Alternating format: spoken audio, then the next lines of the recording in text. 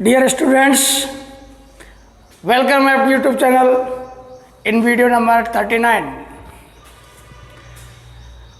इस वीडियो में हम पढ़ेंगे अध्याय 4 दो चरों वाले रैखिक समीकरण व असमीकाएं। तो असमीका क्या है? हमने पिछले अध्याय में पढ़ा था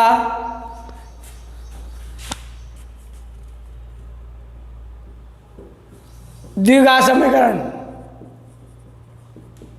द्विघात समीकरण पढ़े थे जिसका व्यापक रूप था ax² plus bx plus c बराबर 0। अब यहाँ पर दो चर वाले, इसमें चर एक था, एक चर वाला, एक चर में या दो चरों वाले द्विघात समीकरण, रैखिक समीकरण, दो चरों वाले रैखिक समीकरण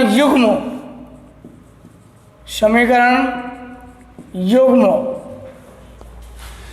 इसमें एक चर है x, इसमें दो चर लेंगे y, गुणांक a गुणांक b। इसमें दो घात हैं, इसमें दोनों चरों की एक एक घात होगी, प्लस d बराबर 0। अब इसमें अकेला समीकरण था, यहाँ पर युग्म है तो समान ax plus by plus c बराबर 0 दो बार लिखें। अब आपको पता है कि गुणांक समान तो होते नहीं, ये कोई आवश्यक नहीं है कि गुणांक समान हो दोनों समीकरणों में। तो पहले समीकरण में गुणांक को हम a1 नाम देंगे, y के गुणांक को b1 नाम देंगे और अचर पद को c1। इसी प्रकार दूसरे समीकरण में x के गुणांक को a2, y के गुणांक को b2 और अचर पद को c2 नाम देंगे। ये हो गया आपका दो चरों वाले रैखिक समीकरण युग्म का व्यापक रूप। अब बात करते हैं असमीका की। असमीका क्या होती है? इनमें प्रतिबंधों लिख ले, जहां a व b शून्य नहीं है, ये प्रतिबंध है। क्यों? यदि आपने a और b को 0 कर लिया, 0 का मतलब गुणांक ले लिया, तो इसका मतलब x चर खत्म हो गया और फिर वो दो चरों वाला रैखिक समीकरण नहीं रहेगा। जैसे आपने y का गुणांक b बराबर 0 कर लिया तो इसका मतलब चर y समाप्त हो गया, तो फिर भी वो दो चरों वाला रैखिक समीकरण युग्म नहीं होगा। तो इसलिए a और b शून्य नहीं है तथा a, b व c वास्तविक संख्याएं हैं, वास्तविक संख्याएं हैं। अब देखते हैं असमीका। असमीका किसे कहते हैं? यदि रैखिक समीकरण में यदि किसी रैखिक समीकरण में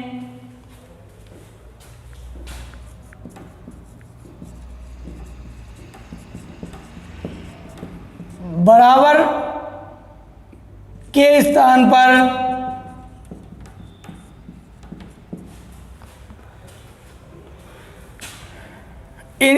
ये बराबर के स्थान पर यदि हम बड़ा छोटा बड़ा बराबर व छोटा बराबर चिन्हों का प्रयोग करते हैं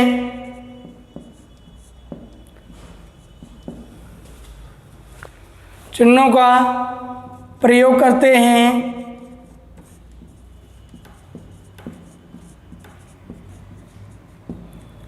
तो वह समीकरण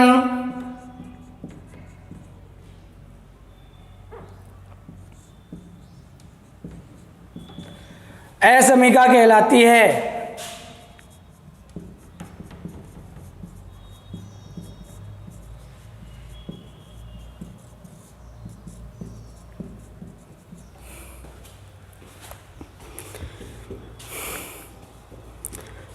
अब पढ़ते हैं हम एग्जाम्पल नंबर 1 को देखते हैं।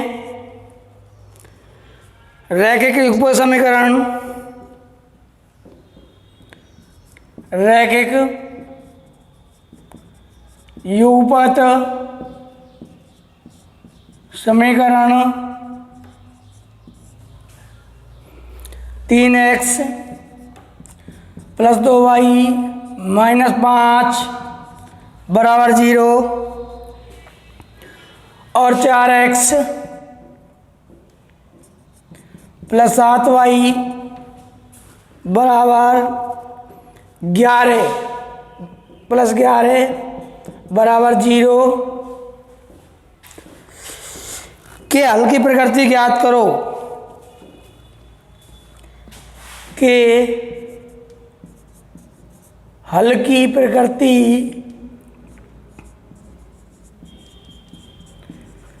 ज्ञात करो।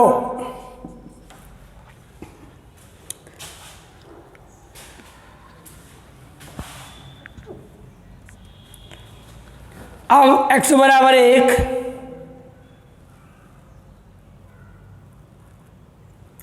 x बराबर 1 और y बराबर 1 रखने पर समीकरण 1 में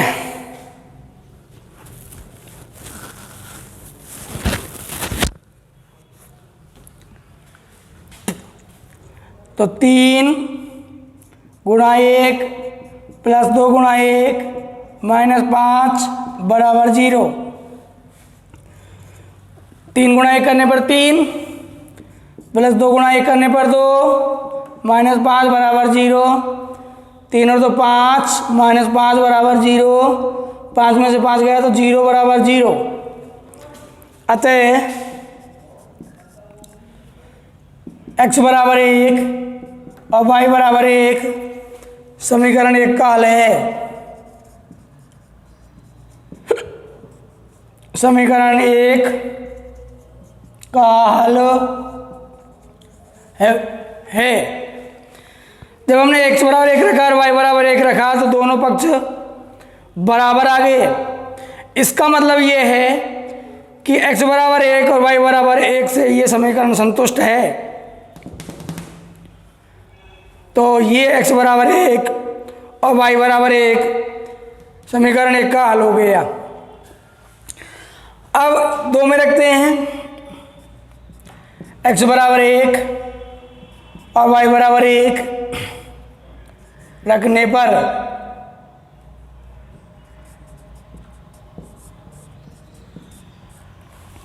रखते हैं तो 4 × 1 + 7 × 1 -11 बराबर 0। 4 एकम 4 और 7 एकम 7 -11 बराबर 0। 7 4 11 -11 बराबर 0 और 0 बराबर 0। अतः x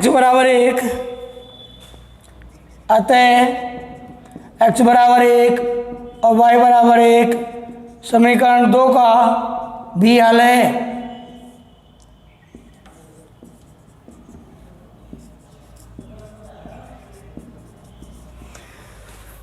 तो इस हल की प्रकृति निकल के आएगी जब दो समीकरणों के का यानी एक युग्म का केवल एक ही हल प्राप्त होता है तो वो उसका अद्वितीय हल अभीष्ट हल होता है। अतः 1 और 1 समीकरण युग्म का अद्वितीय हल है।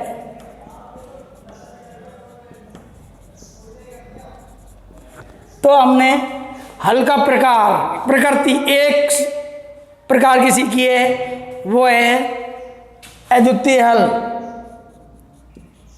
जब एक हल होता है दोनों समीकरणों का तो उसे अद्वितीय हल कहते हैं। हमारे इस उदाहरण में दोनों समीकरणों का एक हल प्राप्त हुआ है, अतः ये दोनों समीकरणों का अद्वितीय हल है। अगला उदाहरण लेते हैं।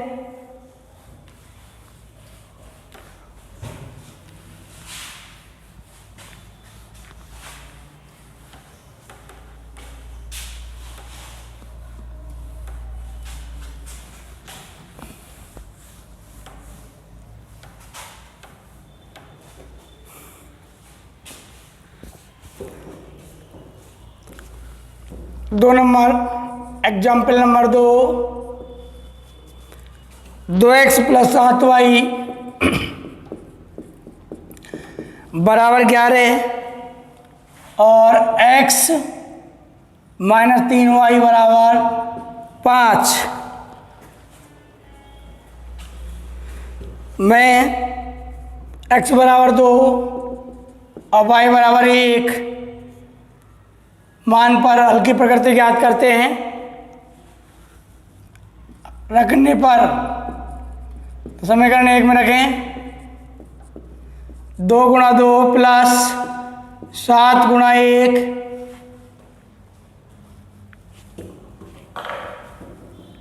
बराबर 11। 2 दूनी 4 + 7 × 7 बराबर 11 और 11 बराबर 11। अतः 2 और 1 समीकरण युग्म का हल है। समीकरण युग्म का हल है। आप दूसरे में रख के देखें, x बराबर 2 और y बराबर 1। समीकरण 2 में x बराबर 2 y बराबर 1 रखने पर तो 2 - 3 × 1 बराबर 5, 2 - 3 × 3 बराबर 5 -1 बराबर 5। ये कथन असत्य है। कथन असत्य है।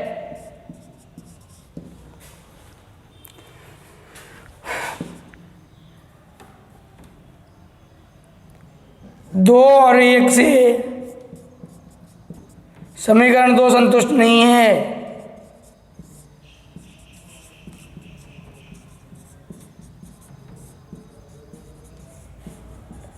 क्योंकि दोनों पक्ष बराबर नहीं आए। अतः x बराबर 2 और y बराबर 1 समीकरण 2 का हल नहीं है।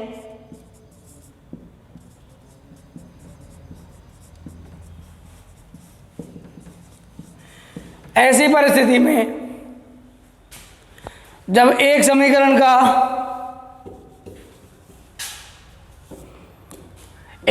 तो संतुष्ट हो जाता है और एक नहीं होता,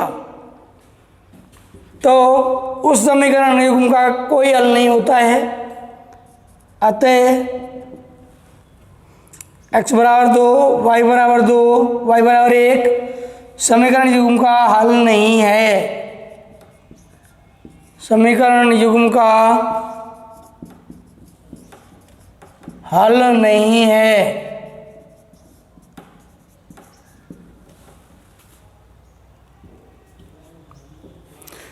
तीसरा उदाहरण लेते हैं। एग्जाम्पल नंबर 3 इसी प्रकार से।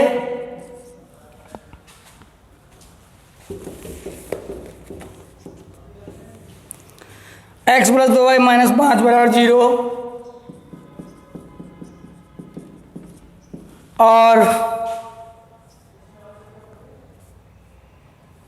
2x + 4y - 10 बराबर 0।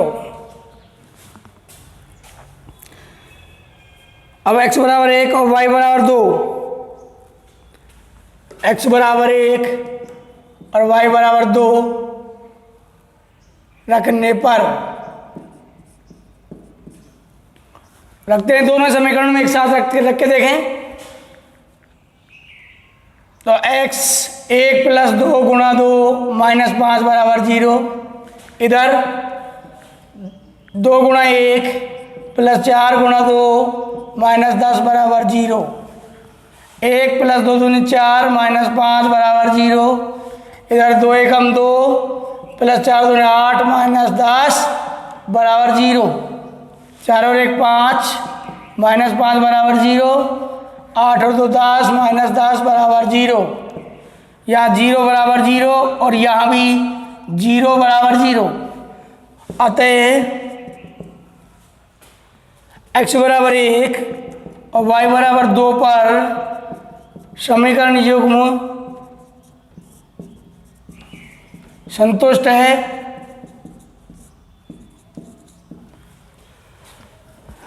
तो अतः 1 और 2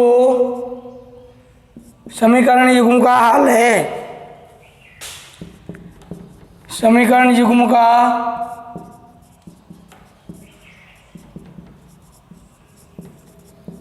हल हो गया। अब इसमें ये देखते हैं कि कोई और भी हल निकल रहा है क्या।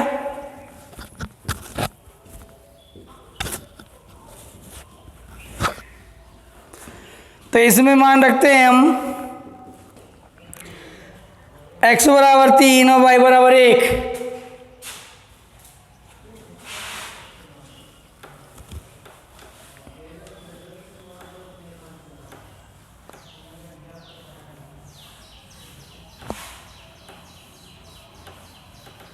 x बराबर 3 और y बराबर 1 रखने पर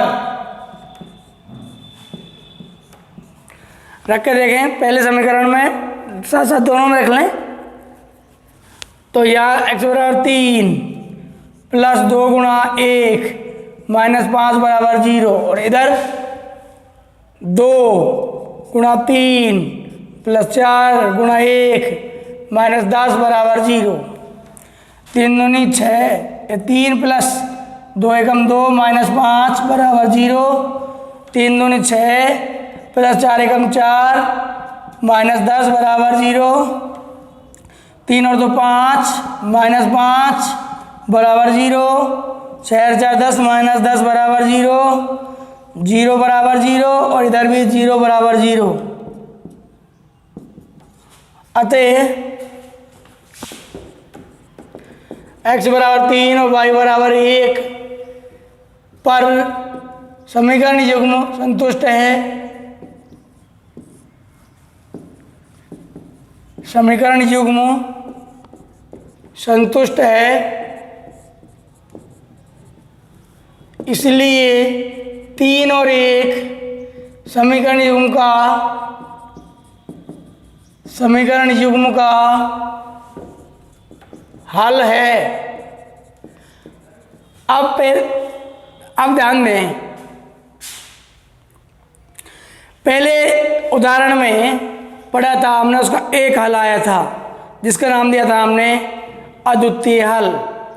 दूसरे उदाहरण में जब हमने मान रखे थे तो एक समीकरण संतुष्ट हुआ था, दूसरा नहीं हुआ था, तो उस समीकरण का कोई हल नहीं था।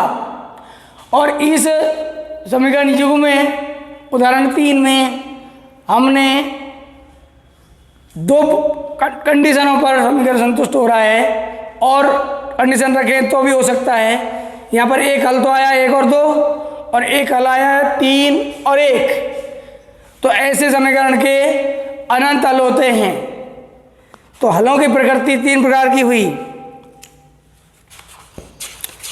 हलों की प्रकृति 3 प्रकार की होती है। हलों की प्रकृति नंबर 1 अद्वितीय हल, केवल एक हल होता है इसमें समीकरण युग्म का। नंबर 2 कोई हल नहीं होता, कोई हल नहीं होता। और नंबर 3 अब अनंत हल होते हैं।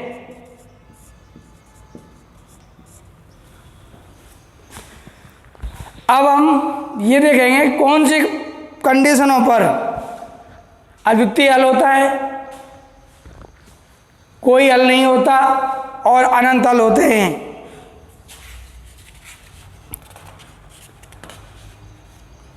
इनका हम बारी बारी से अध्ययन आगे करते रहेंगे। ये कब होता है, ये कब होता है, ये कब होता है, इनका अध्ययन के लिए हम आगे पढ़ेंगे। अब लेते हैं हम उदाहरण नंबर 4।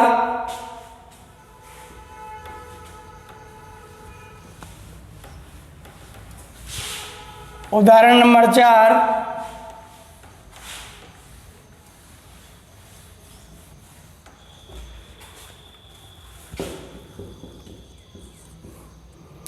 दो एक्स प्लस 3y बराबर 13 एक युग्म है और 5x माइनस 2y बराबर 4 दूसरा युग्म है।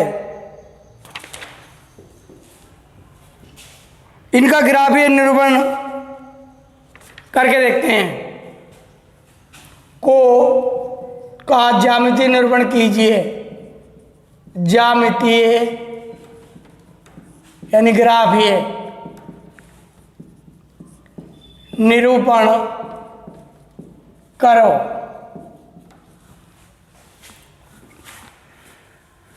तो समीकरण 1 को लेते हैं। समीकरण 1 से 2x प्लस 3y बराबर हो गया 13। पक्षांतरण करें तो 2x बराबर एक चर को पक्षांतरण करके दूसरे पक्ष में ले जाएं जहां अचर पद है 13 माइनस 3y। अब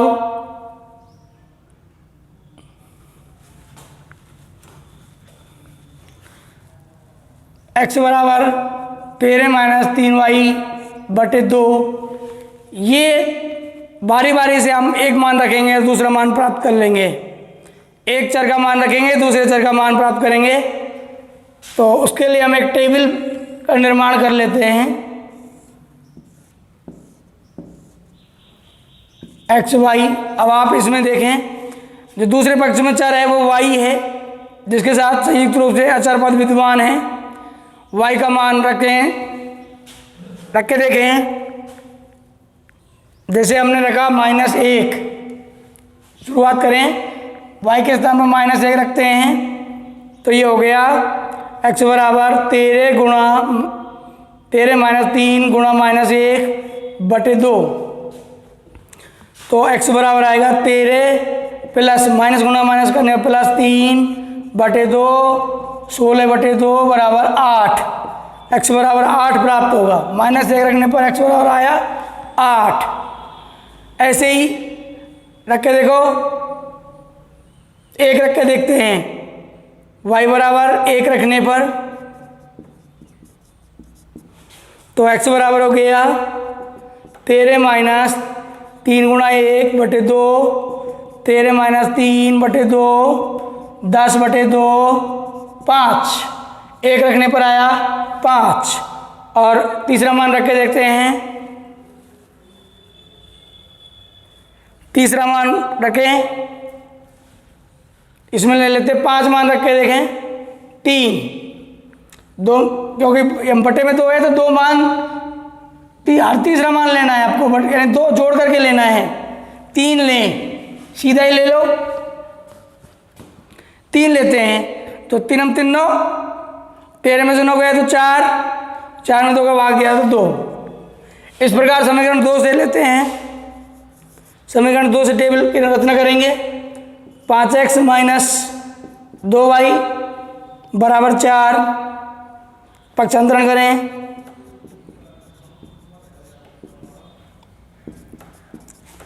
तो 5x बराबर 4 प्लस 2y और x बराबर हो जाएगा 4 प्लस 2y बटे 5। अब इसमें टेबल की रचना करें मान लेकर के।